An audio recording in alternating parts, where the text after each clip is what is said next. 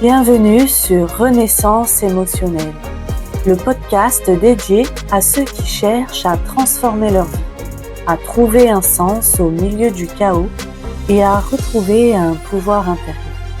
Je suis Émilie Monté, neuropraticienne de la Scamden et entrepreneur dans le monde du bien-être émotionnel. Bonjour et bienvenue dans ce nouvel épisode de Renaissance émotionnelle. Aujourd'hui, j'ai envie de vous parler franchement. Pas pour blesser, pas pour dénoncer, mais pour remettre les choses à leur place.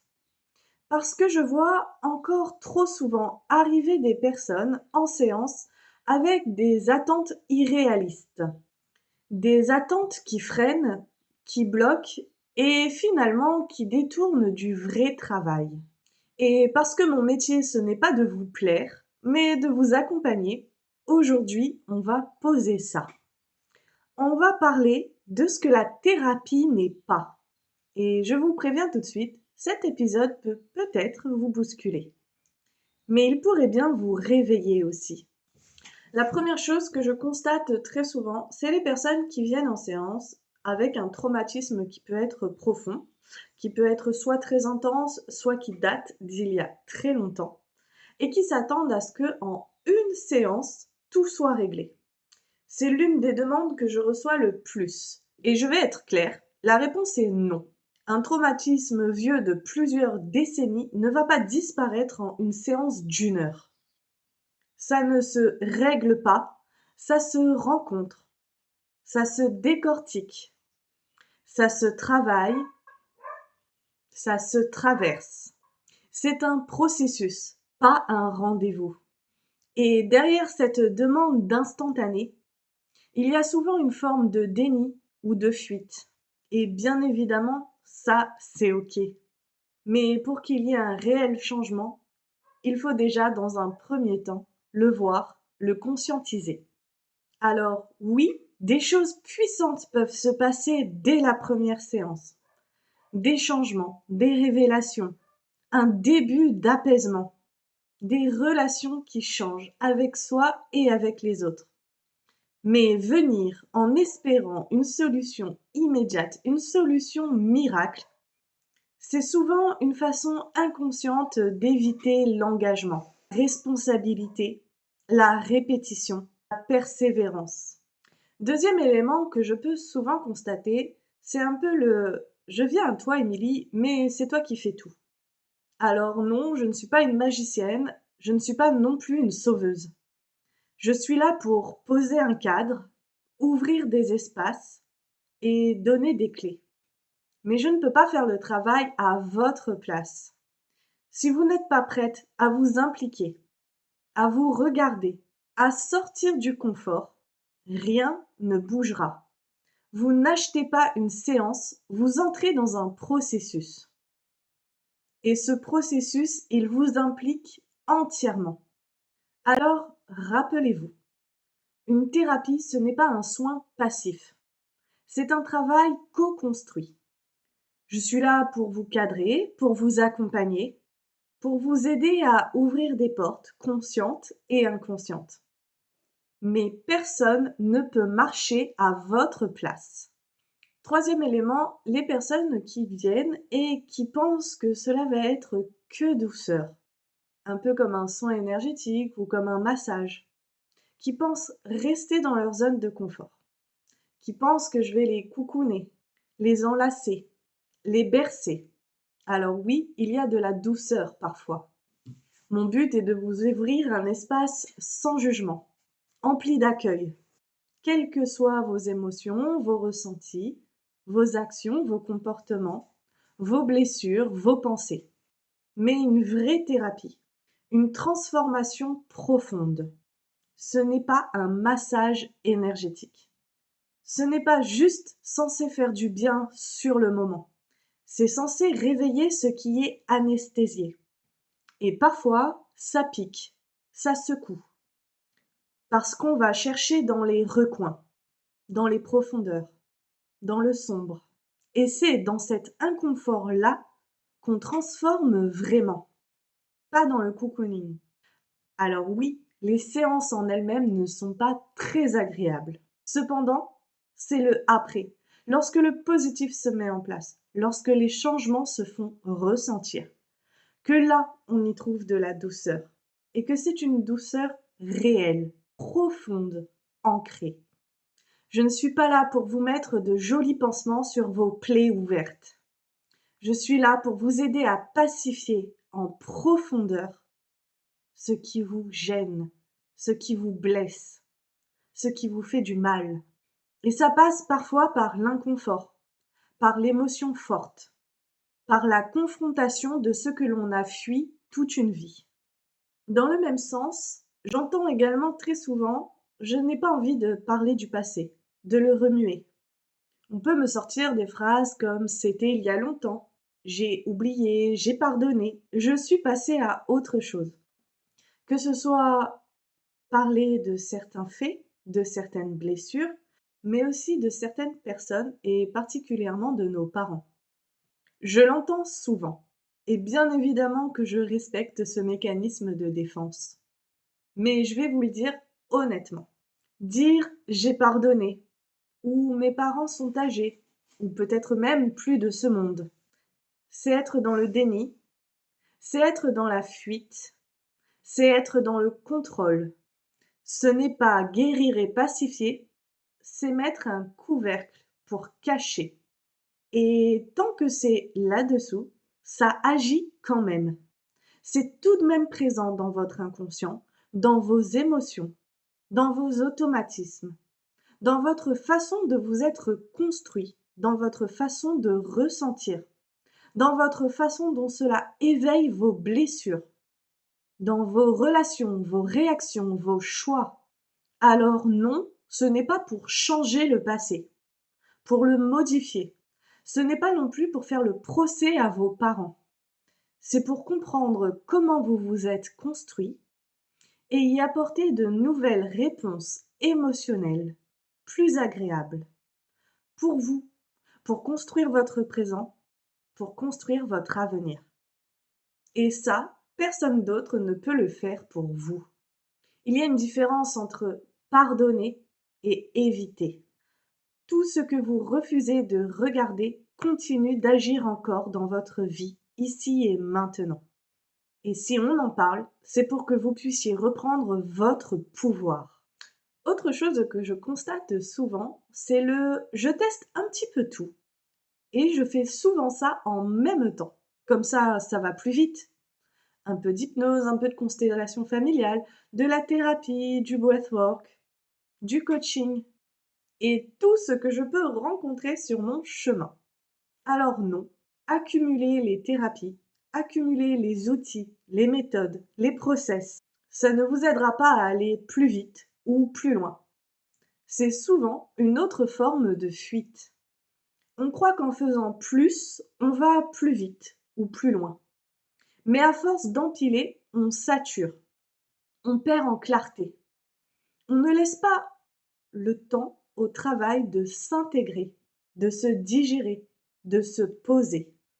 Et parfois, ça fait pire que mieux. Vous n'avez pas besoin de tout le temps. Vous avez besoin de cohérence, de temps et de choix clairs.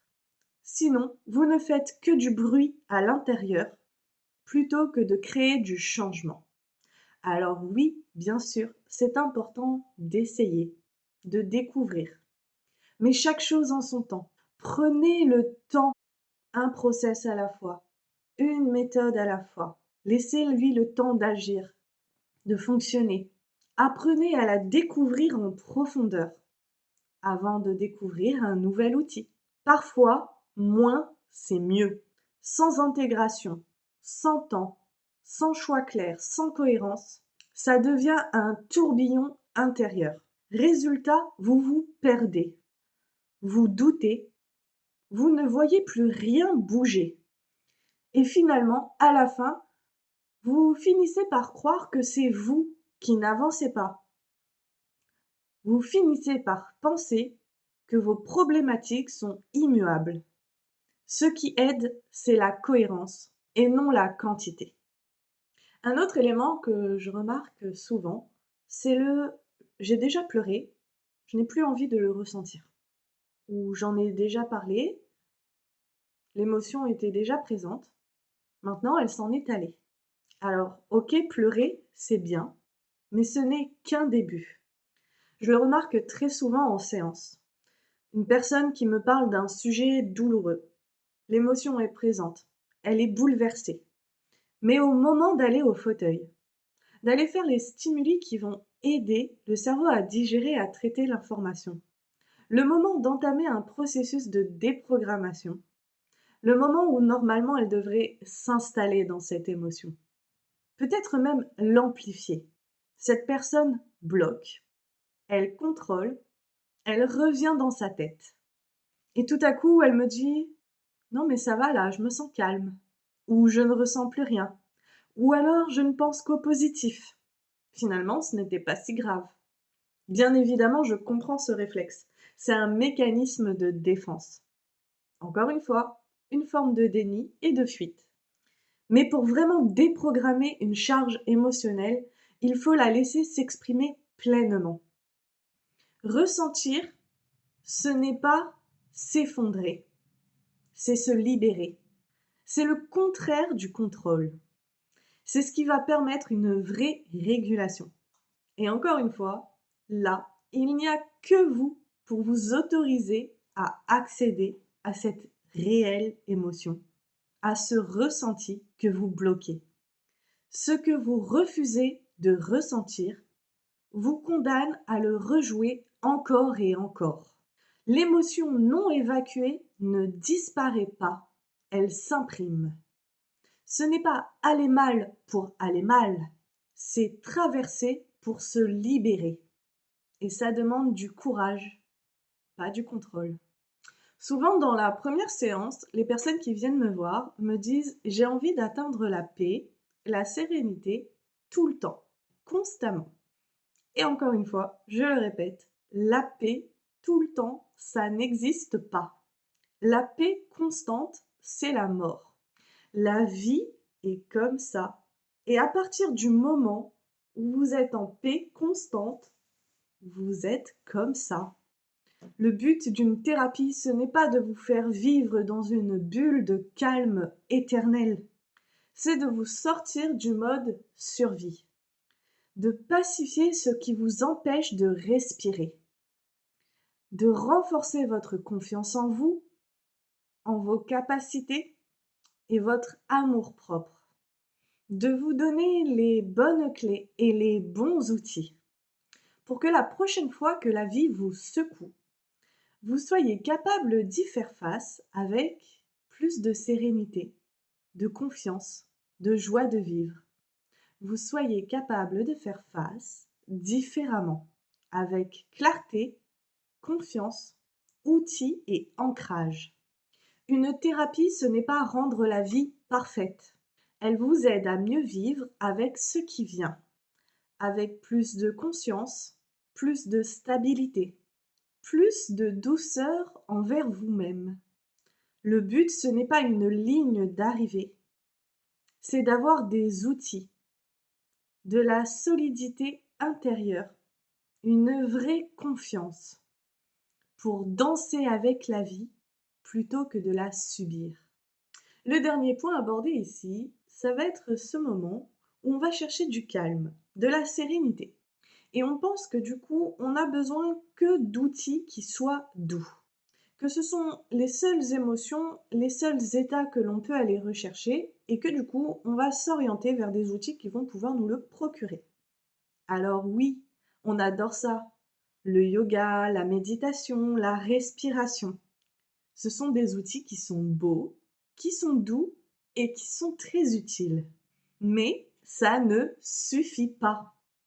Si vous voulez du calme, de la joie, de l'élan de vie, de la motivation, il va falloir aussi aller dans l'intensité.